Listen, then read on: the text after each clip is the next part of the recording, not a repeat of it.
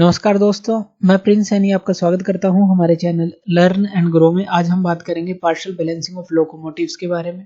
Partial balancing of reciprocating masses के बारे में हम पहले डिस्कस कर चुके हैं। यहाँ पर पार्शियल बैलेंसिंग वही है जो हमने पहले देखी थी रेसिप्रोकेटिंग मासेस के अंदर कि ये हम क्यों करते हैं, ये हम डिटेल में पहले पढ़ चुके हैं। अब यहाँ पर लोकोमोटिव्स वर्ड यूज किया गया है। लोकोमोटिव क्या होते हैं? लोकोमोटिव होते हैं रेल के इंजन। तो जो रेल का इंजन होता है, हमें पता है कि जो ट्रेन होती है सबसे आगे वाला जो पार्ट होता है ये होता है, और ये जो है उसको खींच कर ले जाता है, जो सारे डिब्बे उसके पीछे लगे होते हैं। तो उसकी बात की गई है। अब ये जो रेल का इंजन होता है ये हमारा कई सिलेंडर्स में होता है। आज हम बात करेंगे 2 सिलेंडर इंजन की। तो 2 सिलेंडर इंजन की बात करेंगे। अब ये 2 सिलेंडर का क्या मतलब है? जैसे आपने सुना होगा जो कार हैं या जो मोटरसाइकिल हैं कि उनके अंदर जो सिलेंडर होते हैं अलग अलग, तो 2 सिलेंडर, 4 सिलेंडर, 6 सिलेंडर, इस तरह से आपने सुना होगा। तो इसी तरह से इसके अंदर भी हम 2 सिलेंडर इंजन की बात करेंगे, जो मेनली हम बात करते हैं। तो यहाँ पर जो लोकोमोटिव्स होते हैं यूजुअली 2 सिलेंडर के होते हैं, और जो उनकी क्रैंक होती है वो राइट एंगल पर होती है एक दूसरे से, यानी कि सिलेंडर 2 यूज करेंगे। अब सिलेंडर का मतलब है क्या? सिलेंडर का मतलब है, जैसे मान लीजिए एक सिलेंडर ये है, इसके अंदर पिस्टन है और इसकी ये कनेक्टिंग रोड है। इसी तरह से दूसरा सिलेंडर हमने ले लिया, ये इसका पिस्टन ले लिया, ये इसकी जो है कनेक्टिंग रोड ले ली। अब ये जो इसकी अब ये बात की गई है क्रैंक्स की। क्रैंक जो होंगी 90 डिग्री पर होंगी, यानी कि ये जो कनेक्टिंग रोड है, अब मान लेते हैं कि ये इस तरह से कनेक्टेड है, तो ये जो दूसरी क्रैंक होगी ये बिल्कुल इसके 90 डिग्री पर होगी। ये क्रैंक और ये क्रैंक दोनों जो है आपस में 90 डिग्री पे होती हैं।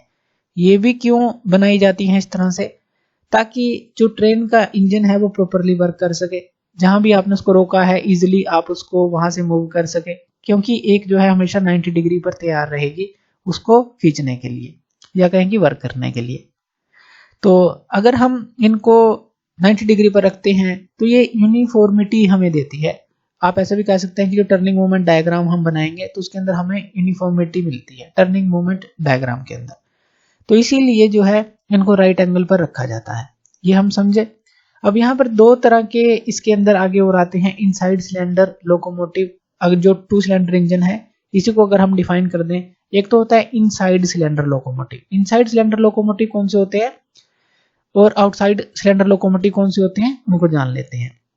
इनसाइड के अंदर जो दोनों सिलेंडर होते हैं उनको इस तरह से प्लेस किया जाता है कि जो दोनों व्हील्स होते हैं, जो ड्राइविंग व्हील्स होते हैं, अगर उनका प्लेन ले लें तो उनके बीच में ही उनको प्लेस किया जाता है, इन बिटवीन प्लेस किया जाता है। जैसे कि एक व्हील हम ये मान लेते हैं और एक दूसरा ये मान लेते हैं, ये जिस प्लेन में है और ये जिस प्लेन में है, ये हम सेंटर लाइन ले लेते हैं, और इन दोनों व्हील्स के प्लेन के बीच में इन बिटवीन ही 2 सिलेंडर को लगाया जाता है।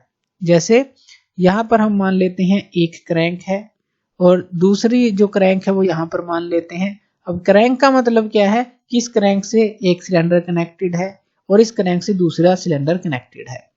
ये तो फर्स्ट मान ली हमने, ये सेकंड मान ली। इसका मतलब इससे जो कनेक्टेड है फर्स्ट सिलेंडर है और इससे जो कनेक्टेड है सेकंड सिलेंडर है। ये ध्यान से समझिएगा, ये क्या है? ये क्रैंक है। अब ये क्रैंक 90 डिग्री पर है, इस तरह से ये दिखाई है इसलिए, और इनसे जो है आगे सिलेंडर कनेक्टेड है। तो ये कहां पर है? दोनों सिलेंडर इन व्हील्स के बीच में है, तो इसलिए इसको इनसाइड सिलेंडर लोकोमोटिव बोला जाता है। बात कर लेते हैं आउटसाइड सिलेंडर लोकोमोटिव की। जैसा कि इसका नाम ही हमें बता देता है, जैसे ये इनसाइड थे, आउटसाइड के अंदर क्या होगा? ये जो क्रैंक है अगर हम बात करें तो ये कहां पर प्रोवाइड हमें करनी पड़ेंगी? बाहर की तरफ। 2 cylinder are placed outside the 2 driving wheels. ये ड्राइविंग व्हील्स हैं, इनके आउटसाइड एक क्रैंक यहाँ पर मिलेगी, एक क्रैंक हमें यहाँ पर मिलेगी। क्रैंक का सीधा सा मतलब है कि जो क्रैंक है वो हमारी सिलेंडर से जुड़ी होगी आगे। इसी तरह से ये दूसरी जो क्रैंक है ये भी सिलेंडर से जुड़ी होगी आगे। तो ये मान लीजिए C1 के साथ जुड़ी हुई है, ये C2 सिलेंडर के साथ जुड़ी हुई है। तो ये है आउटसाइड ऑफ द व्हील, ये जो क्रैंक प्रोवाइड की गई है फिर उनको सिलेंडर से जोड़ा गया है। और ये है जो इन बिटवीन, जो इनके व्हील के इन बिटवीन है बीच में। तो इस तरह से आप इन दोनों को डिफाइन कर सकते हैं। अब इसको भी चलिए हम एक और फिगर से समझ लेते हैं। जो हमारे ये जो दोनों व्हील है और ये जो क्रैंक है 90 डिग्री पर होती किस तरह से है, तो इसको हम समझ लेते हैं। अब यहाँ पर देखिए ये हमने 2 व्हील बनाए हैं और यहाँ पर एक क्रैंक तो ये है और एक क्रैंक जो है हम यहाँ पर दिखा देते हैं। अब ये जो दोनों क्रैंक है 90 डिग्री पर है, दोनों क्रैंक 90 डिग्री पर है, मतलब कि ये जो है ये हमारी फर्स्ट सिलेंडर से कनेक्टेड है, ये जो है सेकंड सिलेंडर से कनेक्टेड है। इनसाइड सिलेंडर की बात कर रहे हैं अभी, क्योंकि दोनों व्हील के इन बिटवीन है। इसको अगर आप और अच्छी तरह से समझना चाहें तो इस फिगर से हम आप इसको समझ सकते हैं। अब यहाँ पे देखिए फर्स्ट व्हील है, ये सेकंड व्हील है, ये फर्स्ट क्रैंक है और ये सेकंड क्रैंक है। अब ये जो क्रैंक है, अगर इस क्रैंक को देखें और इस क्रैंक को देखें, ये दोनों जो है 90 डिग्री पर हैं। तो ये जो है हमारी सिलेंडर फर्स्ट से कनेक्टेड होती है, ये जो है सिलेंडर 2 से कनेक्टेड होती है। तो यानी कि ये जो दोनों हैं 90 डिग्री पर होती हैं, जैसा अभी हमने देखा। तो ये हमारा क्लियर है बिल्कुल। अब यहां पर समझते हैं सिंगल और अनकपल्ड लोकोमोटिव क्या होते हैं। सिंगल और अनकपल्ड और कपल्ड लोकोमोटिव दोनों के बीच में डिफरेंस जानेंगे। सिंगल जो लोकोमोटिव है इसके अंदर क्या होता है, जब भी आप एफर्ट अप्लाई करते हैं तो वो ट्रांसमिट होता है सिर्फ एक पेयर पे, जो व्हील का एक पेयर है सिर्फ उस पे ही ट्रांसमिट होगा। जैसे ये जो है व्हील का एक पेयर है, इस पर ही ट्रांसमिट होगा। उसके बाद जो कपल्ड लोकोमोटिव है इसके अंदर क्या होगा, अब एक ही पर ट्रांसमिट होने का क्या मतलब है कि जो क्रैंक हमारी लगी हुई हैं वो जो है सिलेंडर से जुड़ी हुई हैं, इन्हीं व्हील को बस ड्राइव कर रही हैं, इन्हीं एक पेयर ऑफ व्हील को बस। कपल्ड लोकोमोटिव क्या है, जिसके अंदर जो ड्राइविंग व्हील होते हैं, जैसे यहाँ पर ये ड्राइविंग व्हील तो थे ही, तो ये कनेक्टेड होते हैं लीडिंग और ट्रेलिंग व्हील से। लीडिंग यानी कि इसके आगे वाले व्हील और पीछे वाले व्हील हों, उनसे कनेक्टेड होते हैं। उसके लिए कपलिंग रोड का यूज किया जाता है। जैसे कि यहाँ पर देख लेते हैं, ये हम मान लेते हैं कि ये ड्राइविंग व्हील है, ये आगे लीडिंग व्हील हो गए, पीछे ट्रेलिंग व्हील हो गए, इनको हम जोड़ देते हैं कपलिंग रोड के साथ। तो ये जो है कपलिंग रोड्स को लगाया जाता है, कपलिंग रोड के साथ इनको जोड़ दिया जाता है। और बाकी जो ये ड्राइविंग व्हील है ये तो हमें पता ही है कि ये हमारा जो क्रैंक के थ्रू कनेक्टिंग रोड लगी होगी, कनेक्टिंग रोड जो है हमारी सिलेंडर के पिस्टन से कनेक्टेड होगी, तो ये मूव करेंगे, तो जो लीडिंग और ट्रेलिंग व्हील है वो भी मूव करेंगे। तो इसलिए सिंपल सा है, कपल्ड किया हुआ है, कपलिंग की हुई है, कितने भी आप आगे और पीछे लगा लेते हैं। लेकिन सिंगल के अंदर सिर्फ एक ही है कि ड्राइविंग जो एक पेयर ही मूव करेगा, वही कनेक्टेड है बस सिलेंडर्स के साथ। उसके बाद कर लेते हैं effect of partial balancing of locomotive, की जो इफेक्ट है पार्शियल बैलेंसिंग का लोकोमोटिव्स के ऊपर जो है क्या फर्क पड़ता है। अब हमने एक डायग्राम को डिस्कस किया था, इस डायग्राम को डिस्कस किया था, ये कौन सी डायग्राम थी, जहां पर हमने डिस्कस किया था कि जो रेसिप्रोकेटिंग मासेस हैं उनके अंदर पार्शियल बैलेंसिंग जब हम करते थे। अब यहां पर देखिए अलोंग द लाइन हमें एक प्राइमरी बैलेंसिंग फोर्स मिलती थी, कौन सी थी, m omega square r cos theta, यही थी, क्योंकि यहां पर ये एंगल थीटा था। ये अगर आपके याद हो, यहां पर हम मान लेते थे कोई भी मास m है, इसको जो है इसी मास को बैलेंस करने के लिए हम एक बिल्कुल इसके 180 डिग्री पर, बिल्कुल 180 डिग्री पर एक दूसरा मास लगा देते थे, जो मास होता था b। तो इस मास b के भी हॉरिजॉन्टल कंपोनेंट बनता था और एक वर्टिकल कंपोनेंट बनता था, वो हम पहले लेक्चर में डिस्कस कर चुके हैं। लेकिन हम बात कर रहे हैं कि हमें क्या है, अलोंग द लाइन भी अनबैलेंस फोर्स मिलती थी, और इस लाइन ऑफ स्ट्रोक के जहां पर पिस्टन मूव कर रहा है इसके बिल्कुल परपेंडिकुलर भी हमें अनबैलेंसिंग फोर्स मिलती थी। अब अलोंग द लाइन की बात करें, जो अलोंग द लाइन जो ये अनबैलेंसिंग फोर्स है उसके कारण से क्या चीजें होती हैं लोकोमोटिव के अंदर। जो इफेक्ट है अनबैलेंस्ड प्राइमरी फोर्स का along the line of stroke, यानी कि इस लाइन ऑफ स्ट्रोक पे हम बात कर रहे हैं, वो क्या प्रोड्यूस करता है, variation in tractive force along the line of stroke.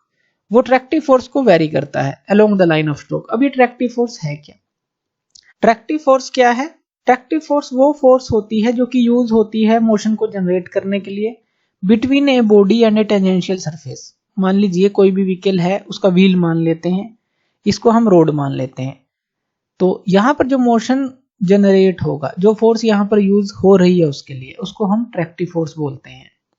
तो इसलिए इसको अलोंग द लाइन ऑफ जो स्ट्रोक हमने बोला है। अब ये ही फोर्स जो है मूव करने में हेल्प करेगी इसके आगे की तरफ, ट्रैक्टिव फोर्स। और बाकी जो है इसका रेजिस्ट करने वाली जो फोर्स है वो तो हमें पता ही है कि नीचे वेट होता है, ऊपर नॉर्मल फोर्स होती है।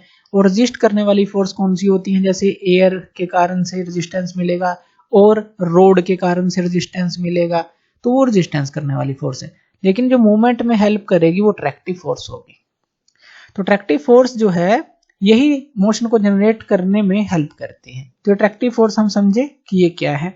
दूसरा स्वेइंग कपल को भी ये प्रोड्यूस करती है। अब स्वेइंग कपल क्या है? स्वेइंग कपल हमारा होता है unbalanced forces along the line of stroke for the two cylinders constitute a couple about the centre line between the cylinders. अब स्वेइंग कपल को थोड़ा ध्यान से समझते हैं इस डेफिनेशन के थ्रू।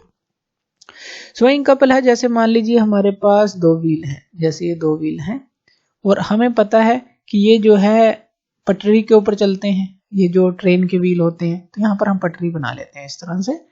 तो ध्यान से समझिएगा इसको, बीच में ये व्हील है, जो ये फर्स्ट है, ये जो है फर्स्ट व्हील और ये जो है ये सेकंड व्हील है और ये हम बोल देते हैं कि ये ट्रैक है, ट्रैक जिसके ऊपर ये चल रही है।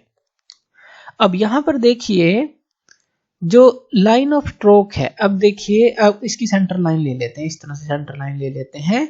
अब अनबैलेंस्ड फोर्स जो होगी क्रिएट होगी, वो कहां पर क्रिएट होगी? एक किसकी, यहां पर एक सेंटर लाइन ले लेते हैं। अब देखिए एक सिलेंडर हमने यहां पर यूज किया है, एक सिलेंडर यहां पर यूज किया है। मान लीजिए फर्स्ट सिलेंडर यहां पर यूज किया है, सेकंड सिलेंडर यहां पर यूज किया है क्रैंक के साथ, एक 90 डिग्री पर है दूसरे से, तो एक यहां पर कनेक्टेड है, एक यहां पर कनेक्टेड है। अब जैसे ही एक सिलेंडर काम करेगा और दूसरा सिलेंडर काम करेगा, यहां पर एक तरह का स्वेइंग इफेक्ट बनेगा। स्वे को हम हिंदी में अगर बात करें कि ये लहराते हुए चलने की कोशिश करेंगे, इसलिए यहाँ पर व्हील्स को थोड़ा डिजाइन भी किया जाता है।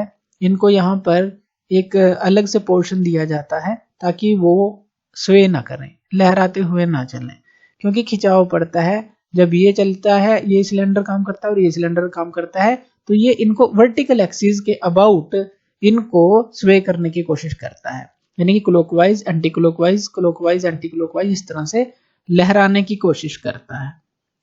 तो वो जो स्वेइंग कपल होता है, तो ये अनबैलेंस्ड फोर्सेस के कारण होता है।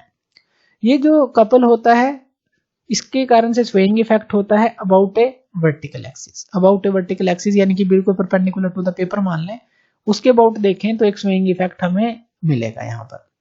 तो इसको बाद में भी समझेंगे, अभी तो सिर्फ एक ओवरव्यू ले रहे हैं कि स्वेइंग कपल होता क्या है। तो इसके कारण से स्वेइंग कपल भी हमारा प्रोड्यूस होता है। तो ये इफेक्ट है इसका अलोंग द लाइन की बात करें, लेकिन परपेंडिकुलर भी तो है अनबैलेंस्ड फोर्स, तो इसका इफेक्ट क्या होगा? Perpendicular to the line of stroke है, तो इसके कारण से क्या प्रोड्यूस होगा? इसके कारण से वेरिएशन इन प्रेशर होता है on the rails which result in hammering action on the rails. अब जो ट्रैक होता है, जो ट्रैक है जहां पर जो ट्रेन मूव कर रही है, अब यहाँ पर व्हील मान लेते हैं, फर्स्ट व्हील मूव कर रहा है, यहाँ पर सेकंड व्हील मूव कर रहा है। जैसे ही मूव कर रहे हैं तो ये जो परपेंडिकुलर जो अनबैलेंस्ड फोर्स है, ये इन्हीं रेल के ऊपर, इन्हीं ट्रैक के ऊपर एक हैमरिंग एक्शन करती है।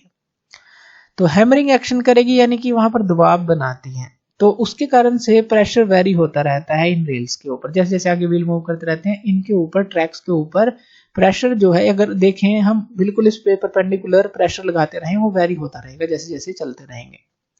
उसी को हम बोलते हैं, जो वेरिएशन ऑफ प्रेशर है रेल्स के ऊपर, जो कि हैमरिंग एक्शन प्रोड्यूस करता है रेल्स के ऊपर, तो उसी को हम हैमर ब्लो बोलते हैं। जब मैक्सिमम एम्पलीट्यूड होता है इस फोर्स का, यानी कि जो मैक्सिमम एम्पलीट्यूड होगा उसको हम हैमर ब्लो बोलेंगे। जैसे हैमर को आप किसी चीज के ऊपर मारते हैं, जैसे कि मान लीजिए यहाँ पर एक कील है और यहाँ पर एक हैमर है आपके पास, तो आप इसको इस तरह से हिट करेंगे। तो वही चीज है कि यहाँ पर हैमरिंग ब्लो होता है, मैक्सिमम एम्पलीट्यूड जब होता है इस फोर्स का, तो उसको हम हैमर ब्लो बोलते हैं। तो ये सारे इफेक्ट थे हमारे जो पार्शियल बैलेंसिंग ऑफ लोकोमोटिव के कारण होते हैं। इनके बारे में हम आगे पढ़ेंगे, डिटेल से पढ़ेंगे। ये तो सिर्फ हमने एक लिया है ओवरव्यू। तो थैंक यू वीडियो देखने के लिए, और इसी तरह की वीडियोस के लिए आप हमारे चैनल लर्न एंड ग्रो पे हमें सब्सक्राइब कर सकते हैं। धन्यवाद।